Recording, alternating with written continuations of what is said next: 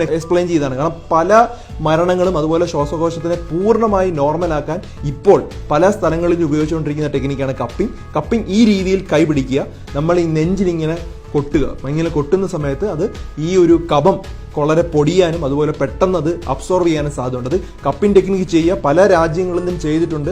അത് നല്ല successful rate ആണ്. കപ്പിംഗ് ചെയ്യുമ്പോൾ തന്നെ ആ ന്യൂമോണിയ കംപ്ലീറ്റ് ആയിട്ട് മാറുന്നതാണ് കാണും. നമ്മൾ രാവിലെ നോക്കുമ്പോൾ ചിലപ്പോൾ വെളുത്തിരിക്കുന്ന ലങ്സ്, ശരിക്കും ലങ്സ് എക്സ്റേയിൽ കറുത്താണ് ഇരിക്കേണ്ടത്, പക്ഷെ ന്യൂമോണിയ വരുമ്പോൾ അത് വെളുത്താണ് ഇരിക്കുന്നത്. ഈ രീതിയിൽ കപ്പിങ്ങും ഈ പറഞ്ഞ 3 ടെക്നിക്കും കറക്റ്റായിട്ട് ചെയ്തു കഴിഞ്ഞാൽ പിറ്റേ ദിവസം ഒരു ദിവസം കൊണ്ട് തന്നെ ഈ ലങ്സ് കറുത്ത് പഴയതുപോലെ നോർമലും ആകും, അതുപോലെ ഓക്സിജൻ നോർമലായിട്ട് വരികയും ചെയ്യും. അപ്പോൾ ഇത് വളരെ പ്രധാനപ്പെട്ട കാര്യമാണ്. പ്രത്യേകിച്ച് നിങ്ങൾ വീട്ടിൽ ട്രീറ്റ്മെന്റ് എടുക്കുന്ന സമയത്ത് എന്തെങ്കിലും തരത്തിൽ ചുമ തുടങ്ങി അല്ലെങ്കിൽ കഫം തുടങ്ങി, ശ്വാസം മുട്ടൽ തുടങ്ങിയ ഈ സമയത്ത് ഓക്സിജൻ ലെവൽ കുറഞ്ഞാൽ ഉടനെ തന്നെ ഈ ട്രീറ്റ്മെന്റ് സ്റ്റാർട്ട് ചെയ്യുക. ഇത് ഹോസ്പിറ്റലിൽ പോയാൽ പോലും ഇത് തന്നെയാണ് ചെയ്യേണ്ടത്. ഇത് ഡോക്ടേഴ്സും അതുപോലെ എല്ലാ പാരാമെഡിക്സും പ്രൂവ് ചെയ്തിട്ടുള്ള കാര്യമാണ് പറഞ്ഞത്.